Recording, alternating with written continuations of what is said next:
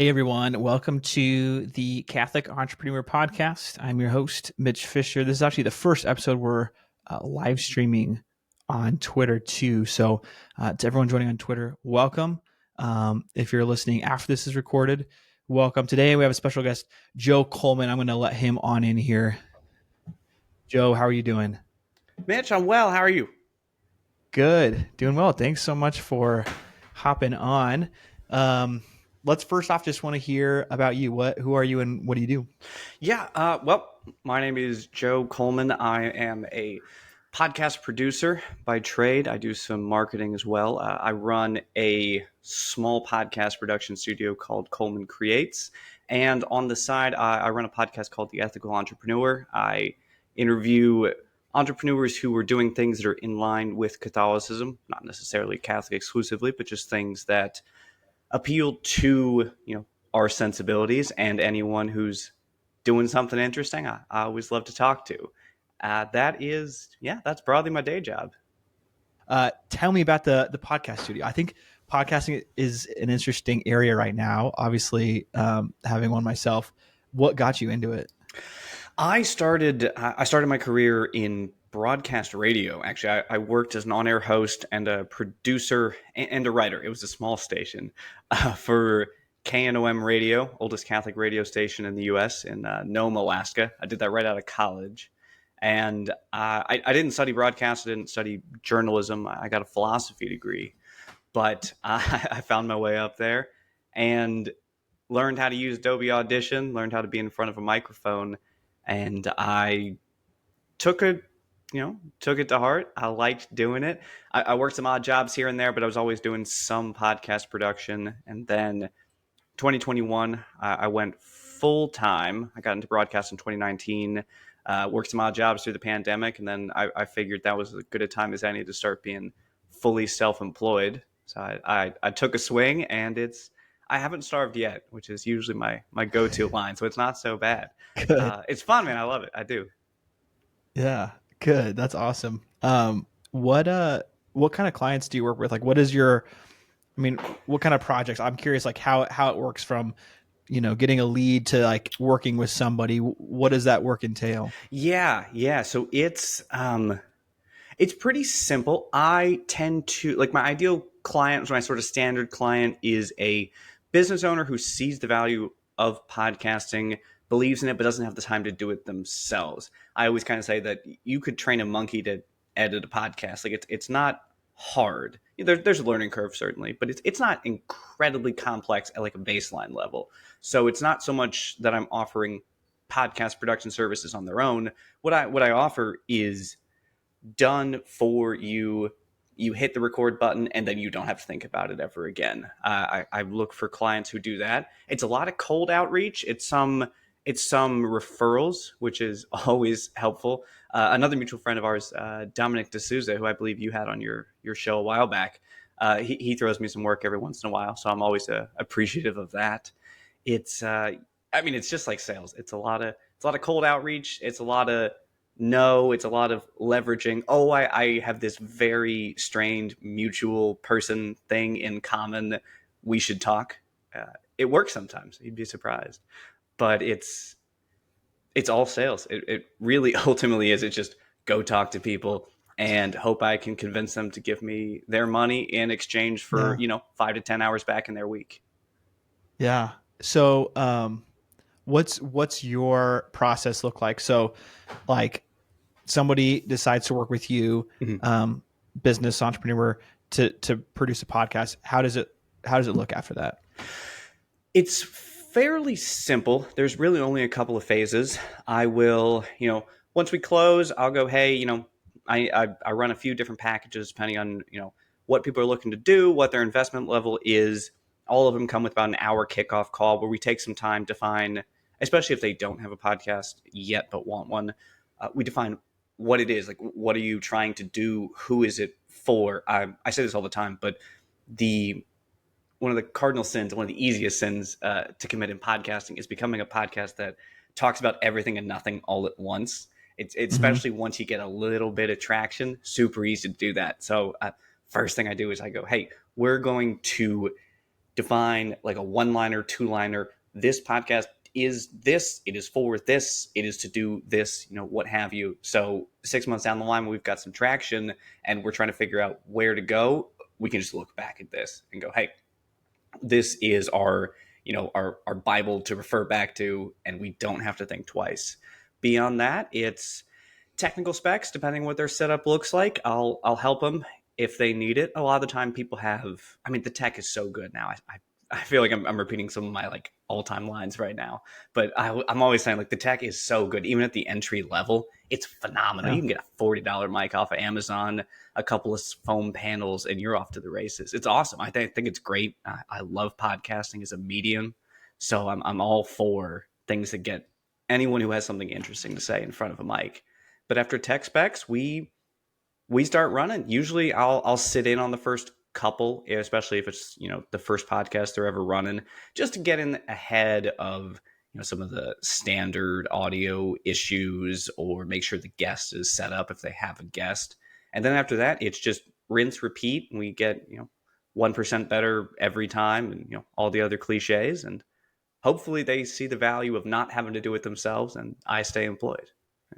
Yeah. So is it all like virtual podcasts where it's like what we're doing right now? Mhm. Do you do any in person? And then what's the post production? Just you own that for them as far as taking that, publishing it all, and like, yeah, I'm Yeah. curious how that looks. Yeah, exactly. Well, that second half, yes. I once would, I suppose it depends. I run a few different tiers. At the highest level, it is exactly that. Someone who goes, I want this, but I don't want to think about it. Yeah, that's exactly what it is. Post production, upload, show notes, what have you, just done. To your first question, it is mainly remote. I'll do some in person here and there, but I mean, things like Riverside, like where we are right now, or I like Zencaster, people like Squadcast, what have you. I mean, the softwares are great. It's super easy. The learning curve is fairly low. It's user friendly. So I'll work with people, all over the world. Even I love doing it in person, but yeah, I mean, the reality is, unless you're in a major metro area, and I'm just not, there's not a lot of people around here that have an in-person studio that they're working out of. Mhm. Right. Okay. So I'm guessing you have strong feelings about this. Um, why should every business have a podcast? Or you can disagree with the premise too, but I'm curious your thoughts. I go back and forth on this one. It's tough. I think, if nothing else, every service business probably should. I'm trying not to sound like a complete homer and like everyone should have a podcast and they should have me produce it. But I think service-based businesses, at a minimum, as one as a testimonial database, I always recommend that. If you can get people whose lives are improved by your product, your service, what have you, on there for 15, 20 minutes, that's great credibility. Two, it's another marketing touch point. I mean, I think the standard is now you need like over 5 touch points to really get to somebody. I mean, it's a saturated market on the internet. Like it's nuts. So you need to be on there just as a touch point. And it's also nice added value, especially if you're somebody who has a business that you can offer actionable tips. Like you're a contractor. Like, contractor doesn't need a podcast. Well, maybe they don't, but you can throw a bunch of good touch points out there, actionable tips for first time homeowners, or if you're in the real estate game. Real estate, huge. Yeah, that's maybe the place for actionable tips. So I think it's useful for most people if they need reach and have something to offer, which most businesses do. And if you're at the top, it helps to stay at the top with that extra marketing touch point. Yeah, maybe I do agree. Maybe I do agree with the premise. I've kind of talked myself into it. I didn't know I was going to, but I think it's a good piece of marketing for everyone. Mm-hmm. Yeah, I mean, obviously, it's something I'm interested in having this podcast. It's been a lot of fun. It's been a good way to meet people like yourself. It's been, but I think one of the biggest benefits is just the content, like having the content. Like it's one of the easiest ways to get a staple long form piece of content and then be able to post produce that into short form. Do you do any of that? Like Yeah. short form Hmm. post production? Yeah. On my higher end, I'll have some clients who they're like, "Hey, I just want this done." And done includes, clipping down for, Reels, YouTube Shorts, TikTok, what have you. Yeah, I think that's a great way to. I mean, the big thing, and I'm not dropping in like new bits of knowledge here, but just repurposing content you already have, going, hey, I already did this. What can I do with it? Putting it on as Mm-hmm. many platforms as is reasonable and as your time allows, I think is really helpful. So yeah, I'll do that from time to time. I think it's useful. Definitely. How are you as a business going about getting leads? Like how do you make those connections? What's your like marketing to sales process look like? Yeah. LinkedIn is a big one. I've gotten a lot of clients for podcasts. Back when I was a freelance writer for a long time, I got some clients off of there too. I think everyone sort of knows they need to be on LinkedIn, but I don't think people always take it seriously as a vehicle for prospecting. I think it's easy to kind of look past it, especially if you're in digital marketing broadly. You're prioritizing, Twitter, Instagram, Facebook, maybe Mm-hmm. depending on your demographics, TikTok. But LinkedIn is a big place where I'll do a lot of prospecting. Sometimes I'll get just creative with people who want my services but can't necessarily pay my prices. I'll go, hey, you can pay me this amount of money, and also, we'll throw in an ad for my business or something like that. You'll let me sponsor this thing. I'll get, a 30-second ad read or something like that each week in perpetuity till you want to pay me more, not use my services, or we find a third option. So that's, yeah. I mean, when you're a small setup, you have to get creative. There are only so many of your ideal consumers out there, and for people who are adjacent to that little bit of Mm-hmm. creativity and going, hey, you know what? I know you can't pay me this, but if we break down a compensation package that's mutually beneficial with a little bit of creativity, I think that you can expand your pipeline that way. But that is broad. Actually, that's pretty much it. I'm not super broad on it. LinkedIn is big. I mean, I incentivize referrals. I'll use, referral fees, things like that. I try to get testimonials to sort of just asking people, hey, did you like it? Will you write something about it that I can use somewhere Mm-hmm. else? Yeah, that's pretty much it. I don't run a very complex process. Yeah. No, that's good. And that's the beauty of LinkedIn and social media in general right now. I think LinkedIn's huge. Like what have you found has worked for you?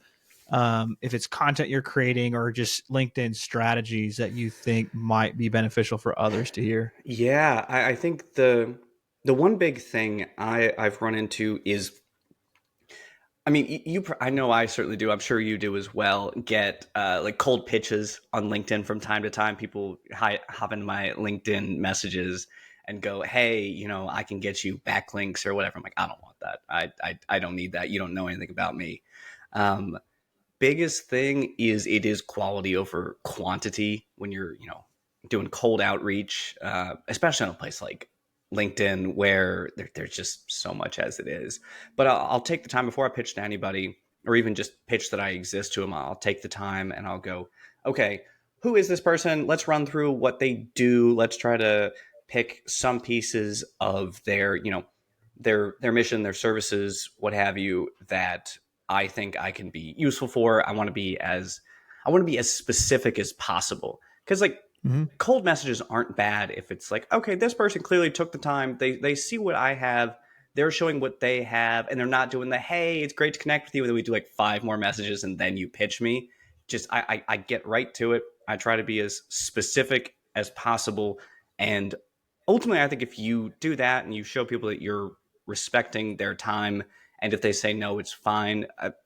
People who are really, at least I've found, they're not bothered by that. They tend to take it pretty well, even the ones that don't need it. Mm-hmm. Yeah.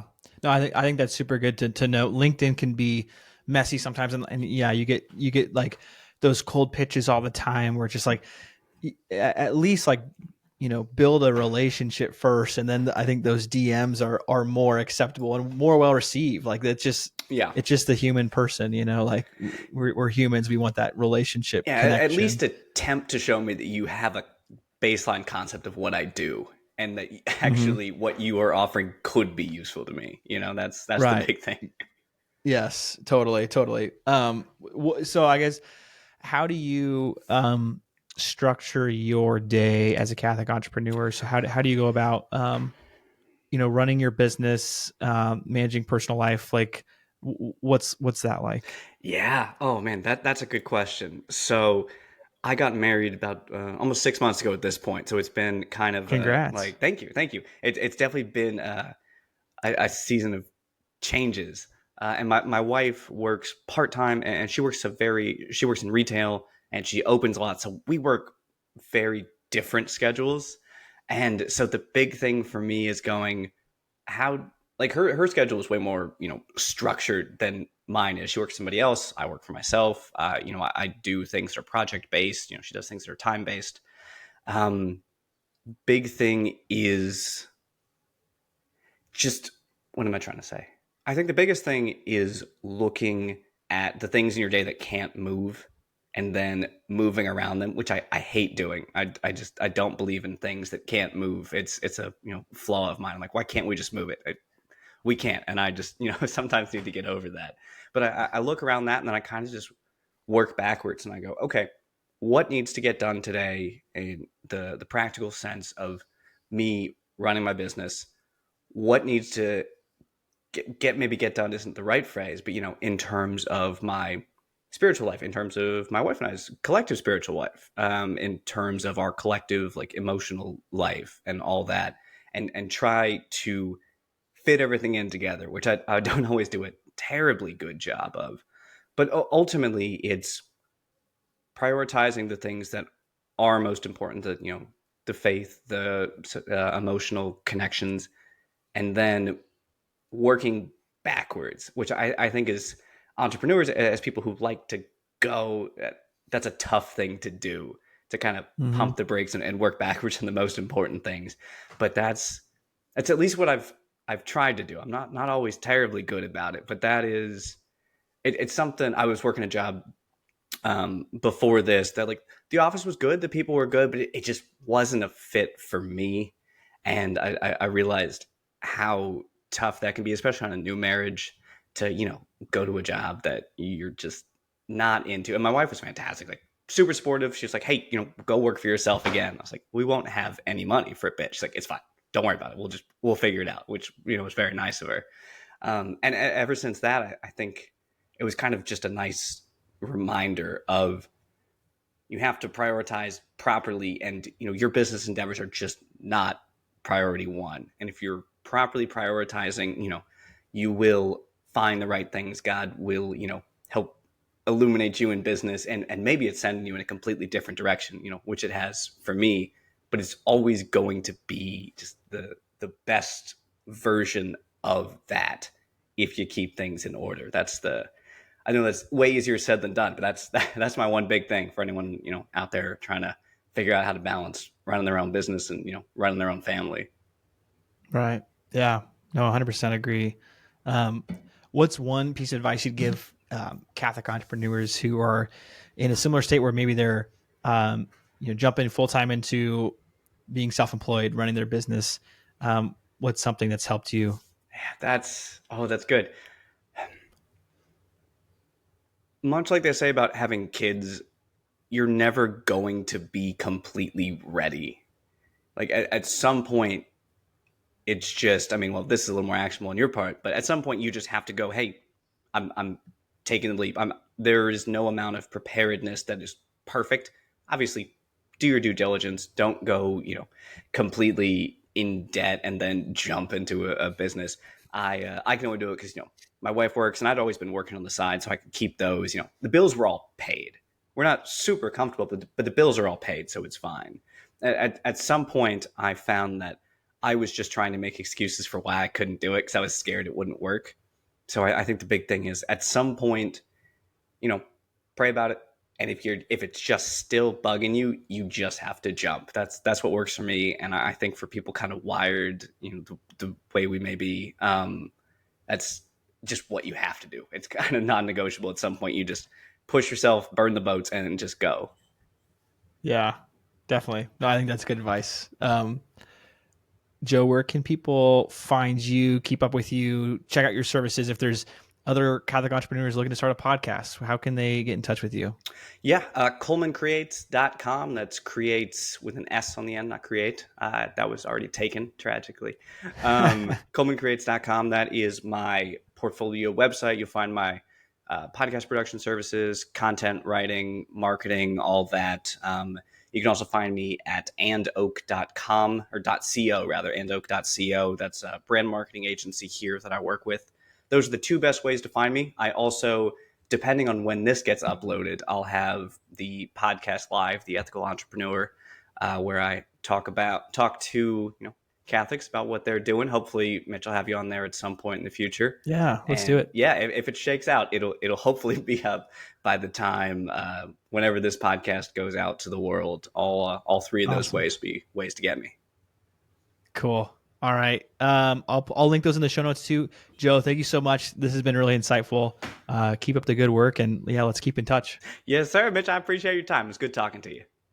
God bless. God Bye. bless.